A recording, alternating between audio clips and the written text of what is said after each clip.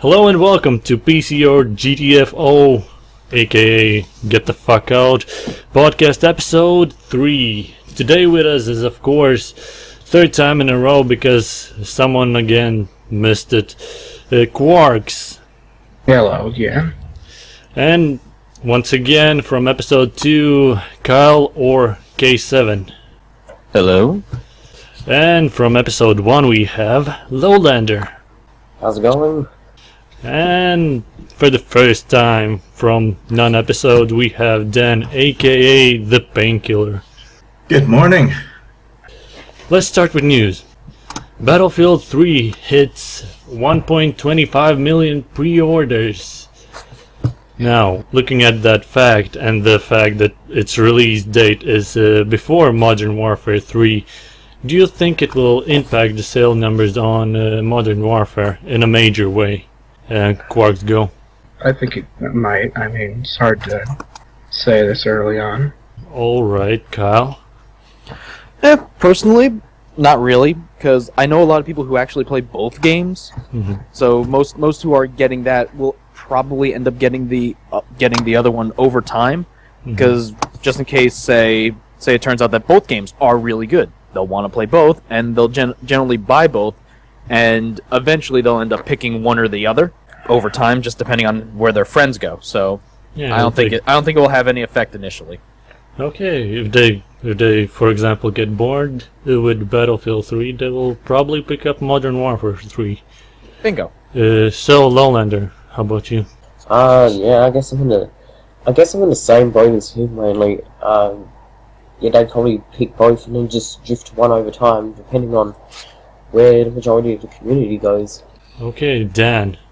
In all honesty, I think that a lot of people probably are showing that they have the support for Battlefield 3 over Modern Warfare 3. They've been battling back and forth for the longest time, but Battlefield 3 has always come out ahead one way or another. I think this is just showing that it's going to do it again. Yes, I agree. Modern Warfare 3 have a lot of fanboys, and Battlefield 3 has also a lot of fanboys, so it's going to be a tough fight. We'll see how it ends once we get the numbers. Next news. Here's some interesting news. NBA player, while NBA is in a lockout, joins Pro Gaming League. Gordon Hayward is his name. He's from Utah Jazz. He joined StarCraft 2 tournament for a prize pool of $1,000. Editing correction.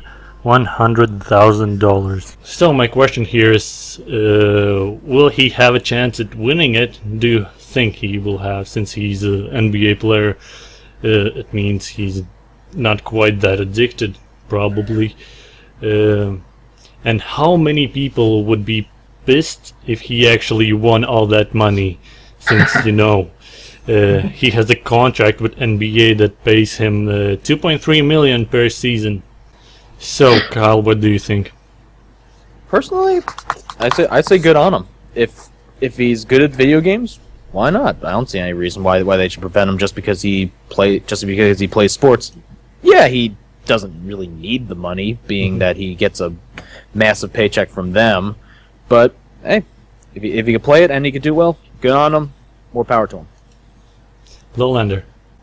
Well, yeah, but it's the question of if he can play well, and that's the problem. I don't like StarCraft 2 is supposed to be one of the hardest hardcore multiplayer games out there. I don't think he's got a chance. Yeah, I imagine that some kind of Korean will win this because they are really good at it. Yeah. Dan.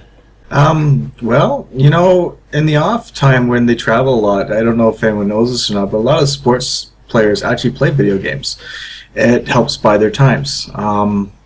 Now, would he win? Probably not. If he did, would people be upset? Probably not, because they don't get paid when there's a lockout happening. So this season means nothing. So 2.3 million versus 1,000. I think people will just be happy that he got a little bit of money. I really don't think any players that were in that tournament would be happy, but I don't think outside people would be that mad. But okay, Qarx, what do you think about this? I think that, it's a big tournament, right? Well, yes, it has a price pool of $1,000. I mean, $100,000. So I guess it's a bit. This is gonna attract the top players for the most part. So, Uh-huh. which means that they spend most of their time, or at least most of their free time, playing the game, mastering it. So if this guy, so if he doesn't take the game seriously at home, he's not gonna stand a chance. That is true. I don't see him winning this because there's a lot of good players that dedicate their whole life to playing games, and he's an NBA player. He has training to do, and I don't know, he probably has some friends in real life. Anyways, let's go to another news, and this is quite interesting. Not really PC news, but it goes in the same category, kind of. It's gaming news. EA Sports now have their own retail store. It's located at the entrance of Concourse C entrance at Charlotte Douglas International Airport, if you want to visit it. Probably not, though. It will not only sell EA Sports titles, it will also sell some EA titles like Dead Space, and they will sell some t-shirts. They also have a console with a TV set up there, so you could play the latest games like Madden or NHL to drive in some customers. Now, do you think this is a good idea for EA Sports to have their own retail stores in an airport? For example, when you're waiting for your flight, you can chill out there and buy some games. Let's start with you, Dan. Actually, I think it's one of the smartest moves they can ever do. Charlotte, North Carolina, though? Why not LA? Start off somewhere bigger. I guess you have to find somewhere cheaper, maybe, but Yes. you have millions of people go through the airport in a year, and if you've got layovers or waits or anything else like that, you now have an EA store there that shows games, and actually you're able to play it, so people will probably be walking away with some extra games when they fly away. I don't see a problem with that, and actually that's the smartest idea I've ever seen come from a gaming company. Lowlander? I'm actually kind of surprised they didn't do it earlier. It sounds like just a natural part of a growing business. I thought they would have had their own, not just one store, but in a number of places. They just started doing this. They said they will have more stores if this works out. So Okay. we'll see I more. don't see why it wouldn't work out. I mean, they're not just selling their products; they're selling also hardened products like the T-shirts you mentioned. I think it's a good choice. Just natural progression, really. All right, Kyle. Pretty much everything that I could think of has already been said in that regard. It just seems logical. It could work, and with GameStop pretty much having like a semi-monopoly in terms of game-only stores, it is nice to have something different. Granted, if they're just going to be selling like EA products, that could put a little limitation on certain things. But if it does kick off well enough, I think I can see them actually selling more than just EA in limited quantities. Qarx, go. I think I'm with Kyle. I think that's most of what could be said has been said. Okay.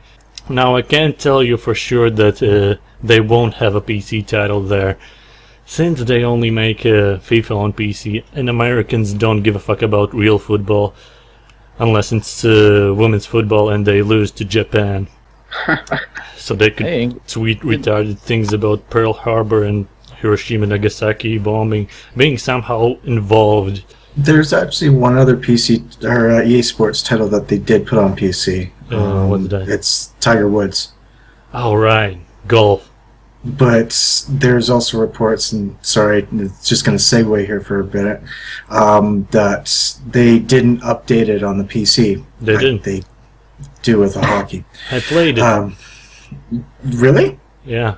Because there's reports that people wanted their money back because they just made it absolutely just standard. I think I played, what was it, the PGA 11 or 10, and it was outdated.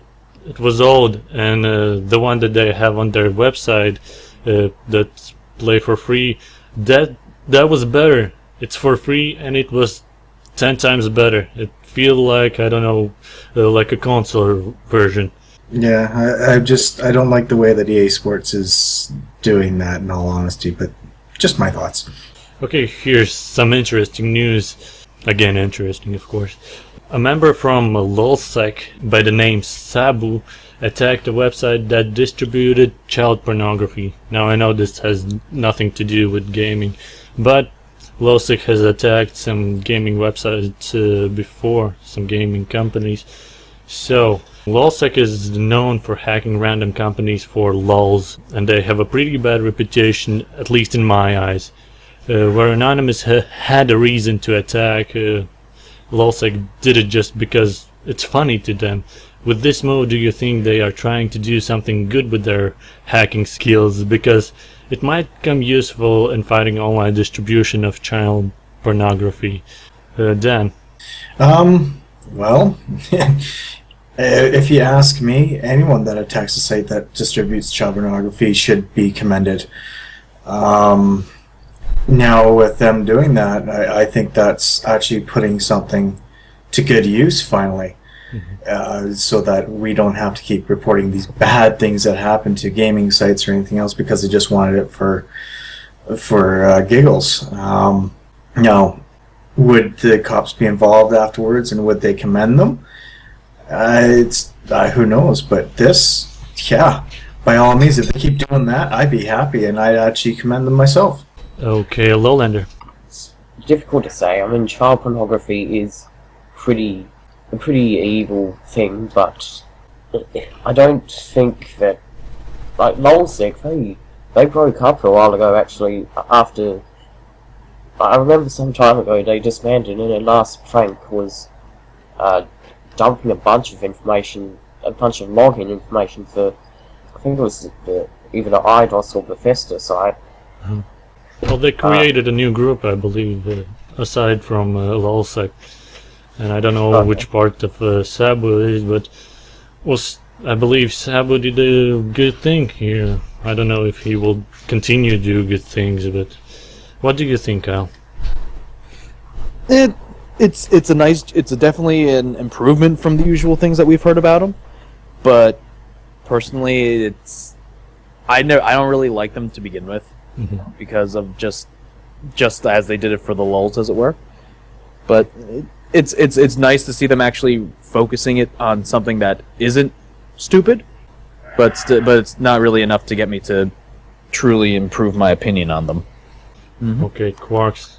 Yeah, I think it's hard to actually think of them as doing anything good, even if it is something like this, because of their past actions. Because it's like, okay, we're just doing things because, Just because they can. Yeah. Okay, with that we go to some more Battlefield news, I guess. DICE has said Battlefield is unaffected by piracy. DRM isn't the solution. So far, and this is a quote, so far Battlefield has been unaffected by it because we have a multiplayer online game where you need to be logged in, so we haven't had any huge problems with it. We have had other titles that have been hit hard by it, so piracy is still a problem. I'm not advocating draconic DRM solutions. I don't believe that's the best way to do it. Do you think it's a good thing that DICE is coming out with this statement? Because as we saw before, Team Meat were talking about piracy and how they basically just ignored it. DICE still said that piracy is still a problem and they have it with other titles, but do you think it's a good move saying that the piracy is not affecting every game? Qarx. Yeah, I don't think piracy's that big of an issue. I mean, I think it was Team Meat who said that, like, good games will beat piracy, not DRM. Or was it Valve? I think it was more Valve that said that. Kyle. As I was saying, it's like, yeah, good games will beat DRM any day. And to be perfectly honest, the more intrusive and the more invasive the DRM program, or the DRM program, it just fuels the fire for more people to try to break it. Granted, that's going to happen regardless, and eventually the hackers will break through, and then your product will be on the market anyway. But now, rather than keeping like somewhat of a positive positive reputation within the player base, now you're going to be known as the guy who basically threw a ton of DRM at them, at everyone, just for the, basically from what it seems to be, just for the hell of it. Even though there is usual good reasons behind it, the end result won't really work, or it'll cause a lot of bad feelings, a lot of unhappiness, and while your stuff is going to be is going to get cracked eventually, you rather work and be in a better light. That way people buy more of the stuff rather than, say, hack it regardless, because they may see it more as a challenge. Lowlander. I honestly thought piracy wasn't. It doesn't feel like it's as big as a problem as it was about 10 years ago. Not only because there's just a greater availability, and with the whole online distribution thing, games are just getting cheaper. It seems like because customers could feel like the quality is getting greater, so yeah, I just thought the issue wasn't totally there. I mean, it arguably kicked back up when DRM re-entered the picture. I would like to disagree with Lowlander, because right now, I don't know if it's getting more popular, but I think it's still quite popular in the piracy issue. I think it's more popular than previously, like you said, 10 years ago, because not everyone had internet back then. It wasn't that easy to get a pirated game. The convenience of getting the pirated copy it's easier to get it, so some choose to do that. But if there are people that get it and then feel guilty and then buy it, that's okay with me. Although conversely, if compared to 10 years ago, more games utilize online, which you have to log into the corresponding games network. So, if you pirate it, you can't do that. Yeah, you have to utilize fully your online mode if you have it. If you don't, then well, you're gonna have to ignore the piracy. You have to concentrate on bringing something else to the table. Yeah. Dan. Well, no matter what, everyone's going to be affected by piracy. Whether Battlefield is going to be or not, online, probably not as much. Because you have your separate, you have your separate codes for online, and if that gets hacked, then it gets blocked, which means you can't use it. Now, for single player, it could probably be pirated. There's nothing saying that it won't, and now that they've said this, who's to say that you haven't just issued a challenge out to all the people that like to hack games? Yeah. So I would like to see if they actually keep that statement, let's say 3 months down the road when Battlefield comes out, and all of a sudden someone comes out with an actual hacked copy of Battlefield and puts it onto torrents, and see what they have to say about that afterwards. Well, hopefully it won't happen, because I would like to see less of piracy. So.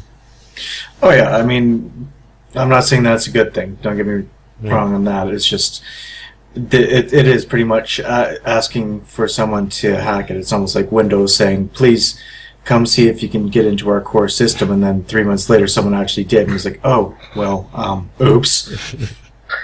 All right. Now, since you mentioned Windows, we'll go to Windows news. Windows 8 is getting Xbox Live. Do you think Microsoft is trying to move away from the Xbox platform to a Windows platform? And by that I don't mean stopping making consoles, but introducing Xbox players to the Windows platform so that the next console they release could have Windows on it. Lowlander. I'd probably just have to say, yeah, maybe. It would depend how much of the PC gaming market Microsoft themselves control, because like right now it's basically owned by everyone but run by service providers like Origin and Steam, and if Microsoft can't corner a market like that, it's not going to get the PC gaming market, and it's just going to be a seamless integration between the 360 and the PC as two gaming platforms.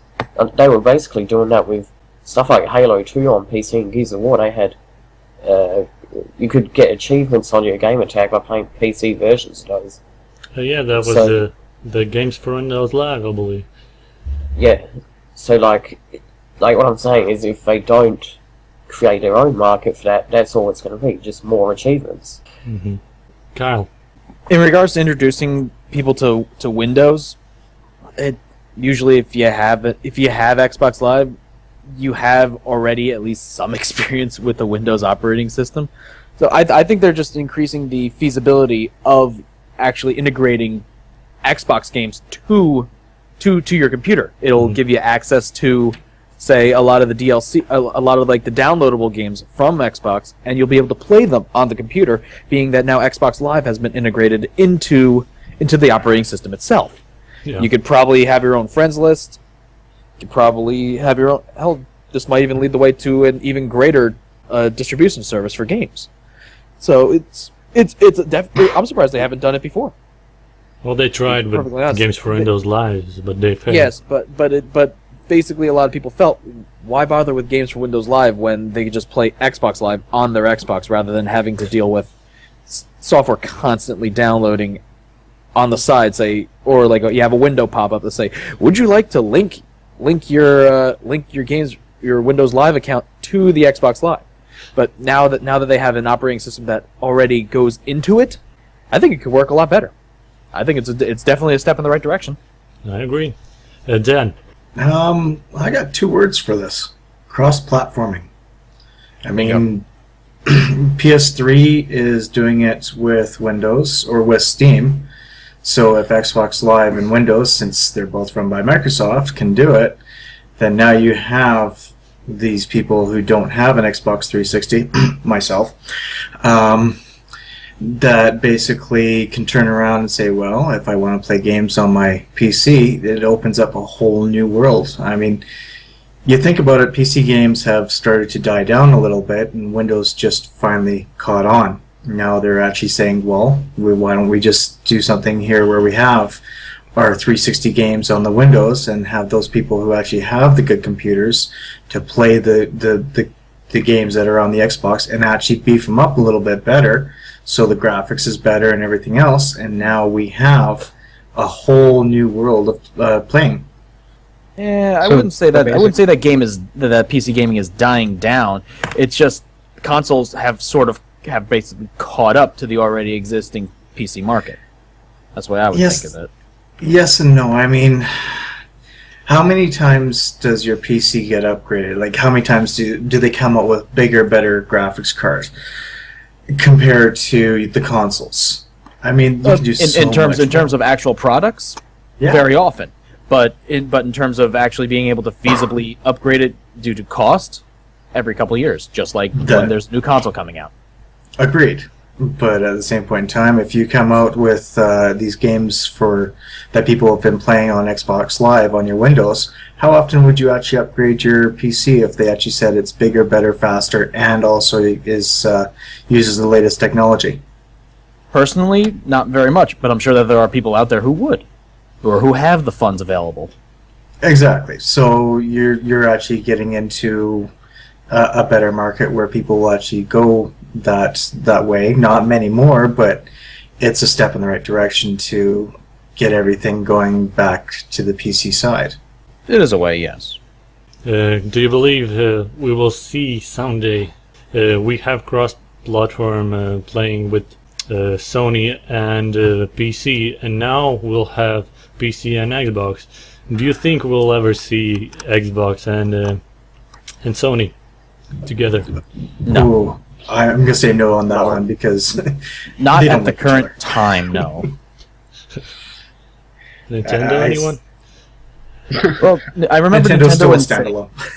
Sorry. I remember that when Nintendo and Sega, when basically after the whole console wars back in the 90s, Nintendo won out eventually, and Sega ended up just making software. And then over time, now you're having games made by Sega played on Nintendo systems.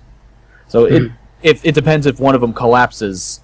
If one of them collapses completely, then I could see them perhaps working together on games or systems. But until then, that's not going to happen. You know what would be interesting to see? Nintendo and Apple. You mean with the Wii U iPad? Yeah, cross-platforming between the Apple and the Wii. I mean, that would be more logistical than PC. Logically, yeah. Sorry. It could, yes. It could be, yes. Doesn't mean that We'll they'll have do to it. see. I forgot to ask Qarx, what did he think about Windows 8 and getting Xbox Live? I think it would actually be pretty cool because it actually rewards people who pour the resources rather into a console or more, other stuff like that into having a good PC, because that would then make their decisions hold more weight, because PCs in general cost more than game consoles. Okay. Now finally we're done with news because we're past the 30-minute mark. Now we go to the main topic, which is Origin, and what does it need to become one of the top digital distribution platforms. Let's start with Qarx. Hard to say. I mean, I'm already like, okay, there's these things. I kind of don't feel like getting into another one, you know? You already have Steam, and I don't think Origin is that appealing. But Yeah. Kyle, what do you think? It has potential, yes, but it really they need to improve their relationship with the consumer base. Yes, you will have people who will buy it anyway because it will be forced to come on your systems, as with a lot of the games that are found like Steam. Like if you bought like a separate copy of Team Fortress 2 when it first came out, it installed Steam on your system. Like with, say, Battlefield or Star Wars: The Old Republic, it's going to install Origin on the system. And while there a few people in the immediate sense would be complaining and be like, "Oh, I don't want this," eventually they'll just set right in and they'll end up doing it, and then they'll be accepting it. Unfortunately. True. Lowlander. One thing that needs to change is to stop asking me to install it each time I turn on the computer. Nice. And like, here's the thing: I think it's part of The Sims 3, which is an age-old game by now. So it's just one of those natural updates. It seems like it's, at this rate, like, if this is any indication, it's going to be a pretty intrusive piece of software. That just shouldn't happen. What, you got Sims 3 before the Origin, right? Yes. And now it's asking you to install Origin because Sims 3 is on it. So Yes. So the first thing it has to do is stop annoying people with such stupid things, because you bought, I believe, a retail copy, right? Yeah.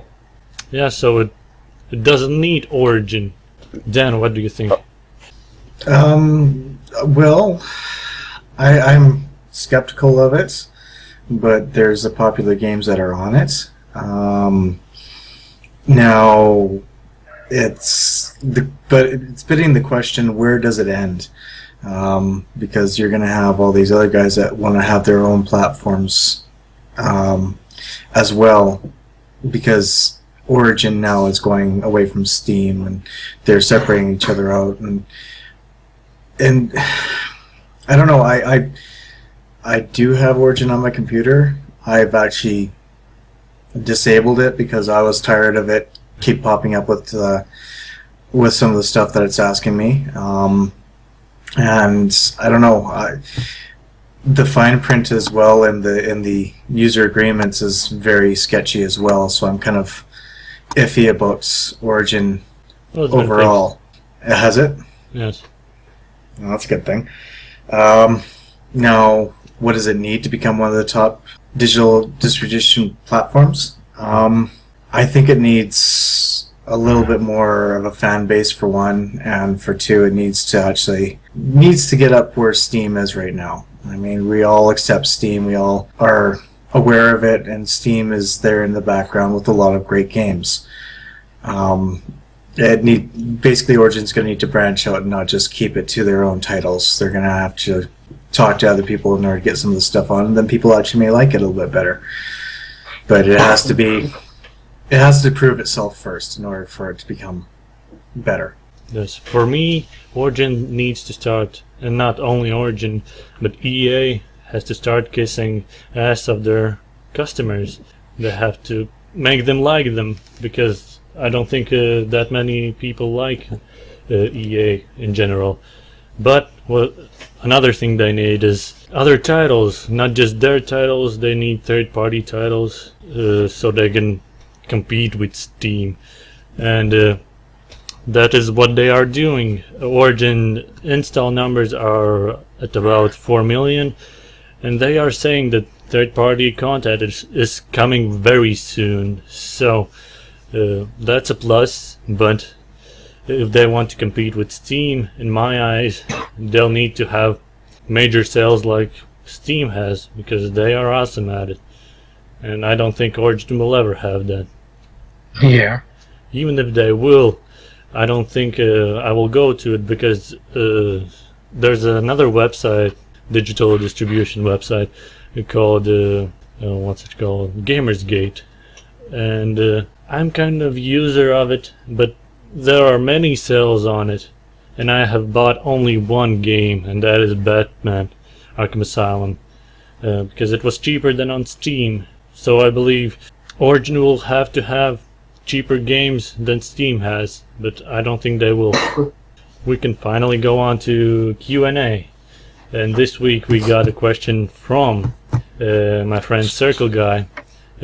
That's the first question that came to our email, so we're excited. The question is, do you like potatoes? Really? Yeah. Really? And I'm gonna answer, yes, I do like potatoes. Qarx, what about you? Not particularly. Oh. Kyle, do you like potatoes? It I'll eat depends on the type of chips, potato. French fries? If they are in like French fries, potato chips, baked Yeah. potatoes, yes. I am not a fan of I mashed like- potatoes, though. I like French fries, but that's about as potato as I go. I like fries. Lowlander, do you like potatoes? Taters. Not with the skin on. I'll have any other potato product, but the Gelatos skin is potatoes. just, yeah.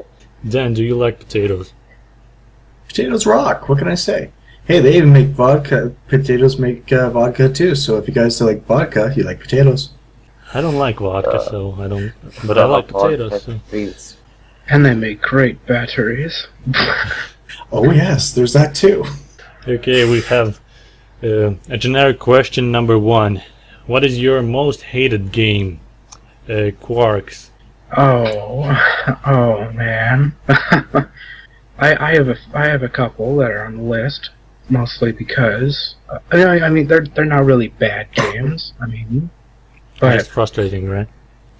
well, let me put it this way: that they just rub me the wrong way, I guess you could say. Like a couple of PSP titles. Have you ever heard of Patapon? No. Yes. Patapon. Like I honestly can't stand the way the game flows, particularly in that. I mean, I got the first couple of stages done, and I couldn't go any further. I mean, it was kind of like, okay, slow rhythm, and it's not really.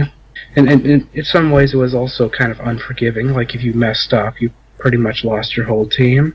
And there was also, I guess that there's nothing else on PSP particularly, but I personally like hate a good portion of Kingdom Hearts 2. I mean, I love the other games, but you could say it's like Spoony with his hatred of Final Fantasy X.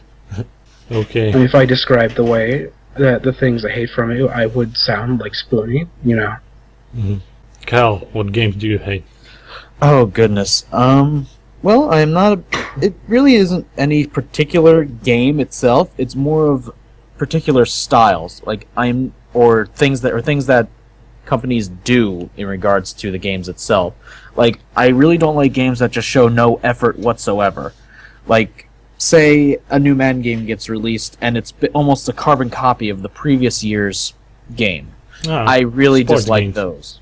No, well, I'm not in sports games in general. I love a lot of sports games. Hell, I play MLB The Show. This year's edition was absolutely fantastic. And I play PES, the Pro Evolution Soccer game. Game, this year's edition, I thought was pretty good. But there are games like, say, Madden 20, or one of the Maddens, because most of them are carbon copies of each other. I don't like those. Or there are games like, I'm not a big fan of the horror genre because I get scared easily. So, yeah. So blah on that one. So I'm not a big fan of those. But I don't really hate any games in general because all of them show at least some sort of...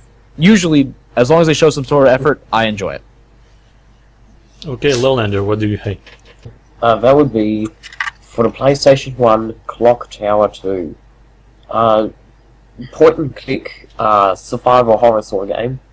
The main gimmick is that you have this alter ego who can actually fight back against nasties, but it was just so terribly unwieldy. The dialogue was so dumb.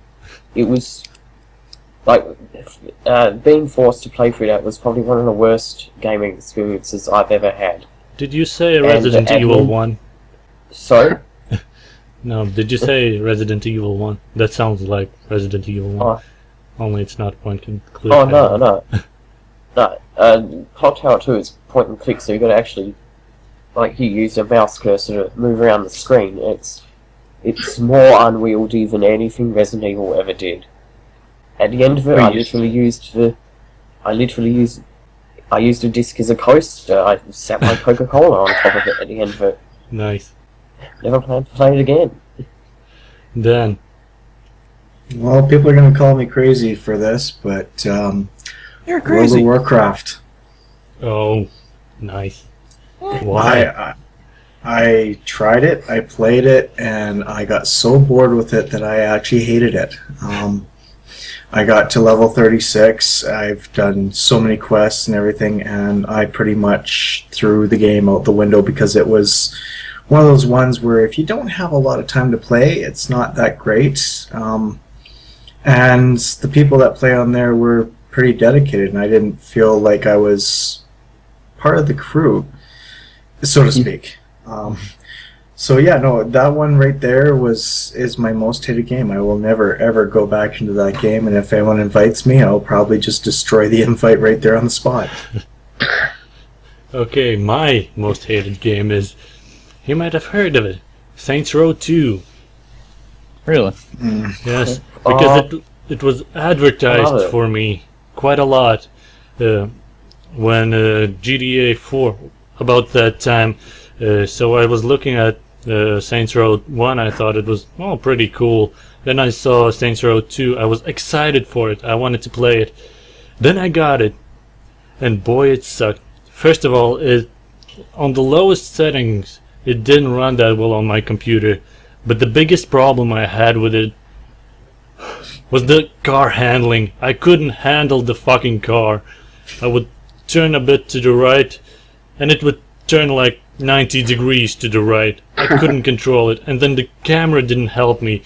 I backed up a bit, the camera flew away somewhere, then I tried to go forward, it again didn't go where I needed to, so it really frustrated me, because I love GTA series, and I was comparing it to that. It was really bad compared to even GTA San Andreas, because if you compare it to GTA 4, which was about the same time the GTA 4 came out, I believe, it was quite outdated.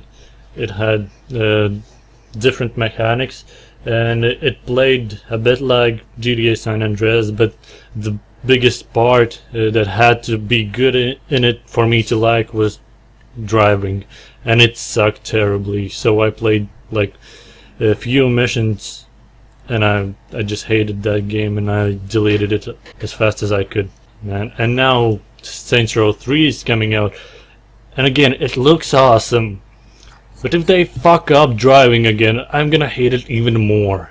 Because there was a game, if you remember, APB, All Points Bulletin. And it had the handling on the server side. So when you would press go to the left in the car, it would take 3 seconds for you to go to the left. So you couldn't fucking control it, and I hated that game too. So driving for me is essential in the game. Now we go to games coming out next week, and those are... Actually, let's talk first about those that just came out. Did someone here play Hard Reset? I have not yet. Not yet. Okay, no one. How about Red Orchestra? 2? Nope. No, okay. Call of Juarez, the terrible game. I guess not. I think you just answered why. Yeah. Did anyone try out Trackmania 2 Canyon? No, I haven't yet, though. I'm still waiting to see some more videos of it. Yeah, me too. I'm still waiting, but well, that's about it. That was worth mentioning. Another King Arthur game that was on. Well, nobody cares, I guess. Okay, games coming out this week. First, a DLC for Fallout New Vegas. Lonesome Road. I saw the trailer for that. It looks like it's going to be nothing but shooting. That's the single worst aspect of the 3D Fallouts. The pure shooting. It's like, it's not going to work. Unless it's false advertising. I hope it is in this case. It better be. In general, I don't even like Fallout 3 and Fallout New Vegas. I played them both, I didn't like, so I don't care about the DLC. So another DLC coming out is Call of Duty Black Ops Resurrection. Anyone gonna pick up that? Yeah. Oh, I was considering it, but I'm like, you know what? I don't really need to. So Better keep your money for Battlefield 3 Bingo. or like just anything else really. Yeah, Go buy yourself an indie game. I could. you can buy 3 indie games with that money. Yeah, pretty much. Next humble. game we have, well, before we had DLC, so the first game we have is Worms Ultimate Mayhem. Anyone excited for that? Well, I have Worms. I have the new Worms game myself, but I'm not really grabbing a lot of the DLC because it's just really map packs, to be honest. Other than that, it's fine. If it's your cup of tea, go for it. But otherwise, I still have a lot more fun with the Worms Reloaded as is. So. Well, Worms Ultimate Mayhem is a 3D.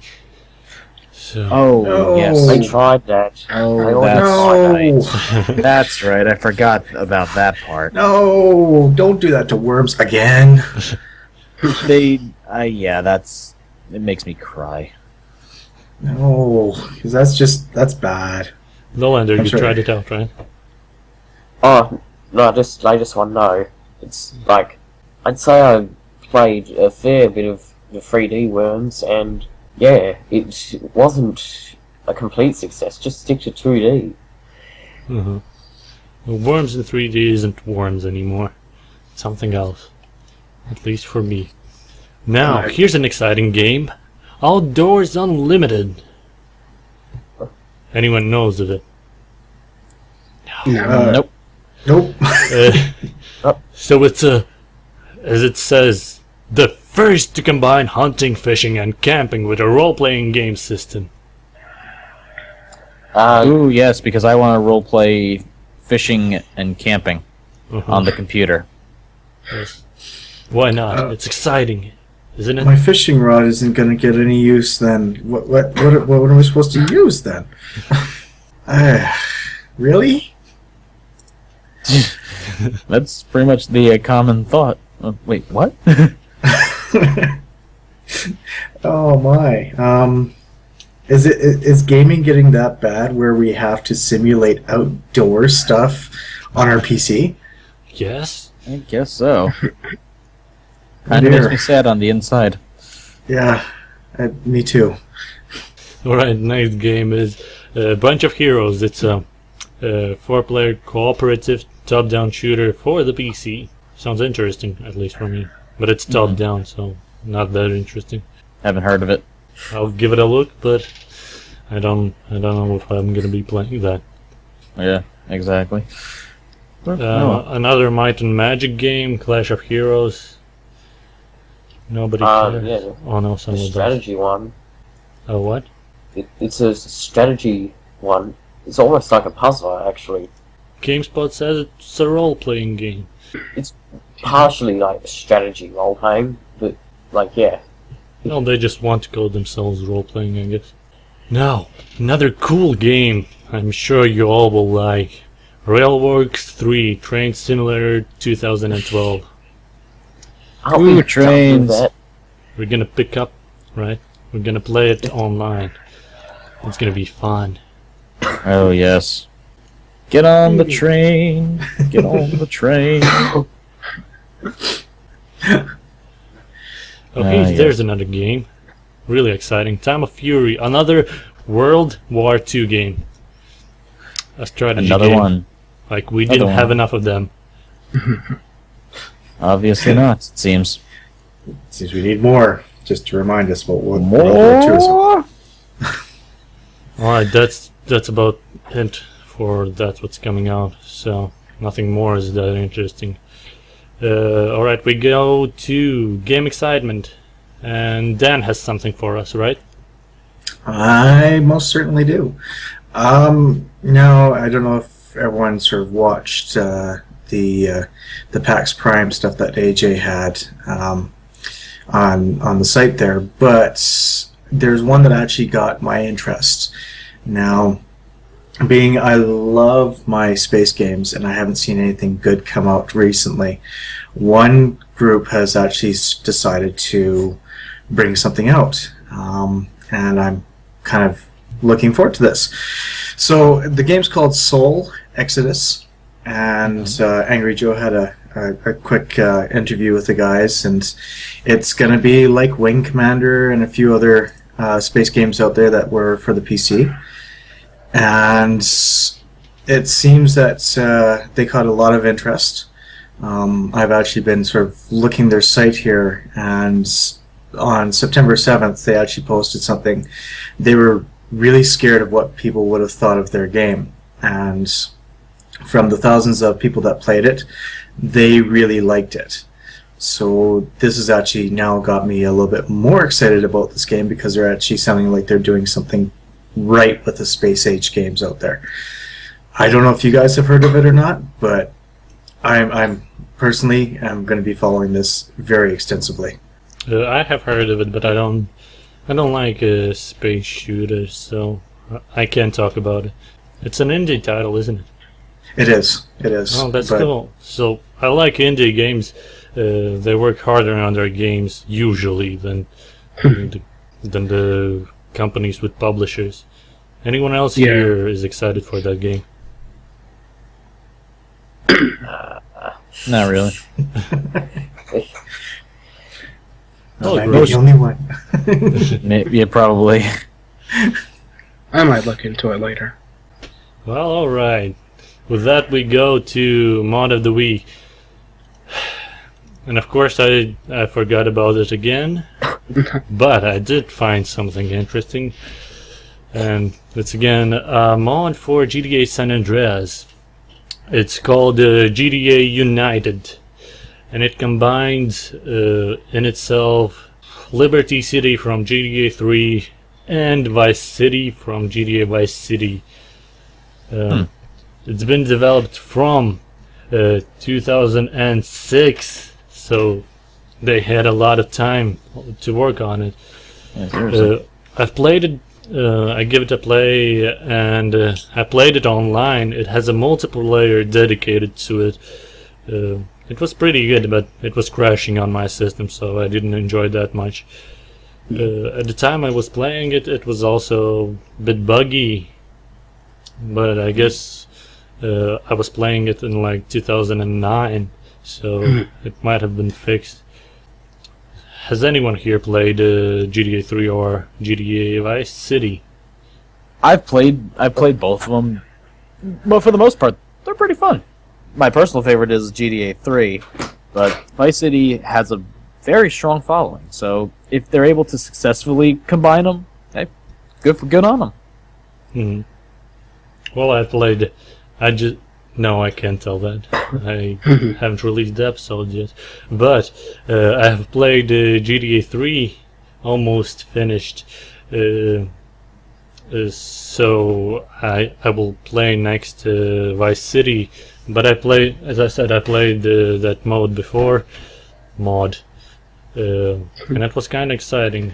Online was fun. We had it on a Latvian server, so a bunch of people checked it out, but I don't think it's that popular online as it is popular offline. It also has some missions to it, but not a lot.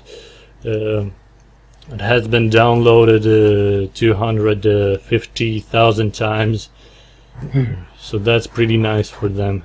That's it for this podcast, this episode 3. With us were... No, first, let's pimp out ourselves again. First, let's go with Qarx. You had the YouTube channel again. Yes, my YouTube channel. It is Qarx the First, as always. It's going to be uploaded to that. Yeah, it's going to be uploaded to YouTube as well, so... Chances are you're watching this on YouTube anyway. True. If you are still watching. If anyone is watching, except me. Kyle, pump yourself on. Well, as per usual, you can find most of my stuff on my website at snipersedge.blogspot.com. If I'm actually going to be posting my latest Pass the Controller episode there in about a day or so. Just need to do some editing and whatnot. And until then, you can find me either on my website, on Blister Thumbs, or on Blip TV for any PTC needs. And of course, if anyone's ever interested in participating in it, just contact me and I'll get you set up. Lowlander, pimp yourself out. If you want to contact me, your best bet's either Lowlander on Blistered Thumbs or Super Lowlander on YouTube. Okay, Dan, can you pimp yourself out? I could always pimp myself out one way or another. Oh, you mean like give it... anyways. So, basically, if you want to find me, you can find me as Painkiller on Blistered Thumbs. I'm also trying to work on my own website. I'm not going to pimp that out yet because it still is in the beta stage, and when it finally comes out, you'll be able to find me on there. And aside from that, that's all I've got for my pimping. Alright, so you can find me on Twitter as Herbis with 2 S's, and you can find me on theho.com and of course on blisterthumbs.net. So check out Qarx's channel, Qarx the First, Kyle's website, snipersedge.blogspot.com, Lowlander on YouTube as Super Lowlander, I believe, and Dan on... I forgot. Blistered Thumbs, that's the only one I've got. Well, okay, Twitter as the only PK one. Oh, cool, you're on Twitter. Yes. Right. Anyways, thank you for listening, if there was anyone listening. And thank you all for attending this, because there weren't all the people that I wanted to be here. But Kyle jumped in and Qarx jumped in, so it's all worked fine. Anyways, we'll see you next time. Everyone say goodbye. See you later. Goodbye. Bye.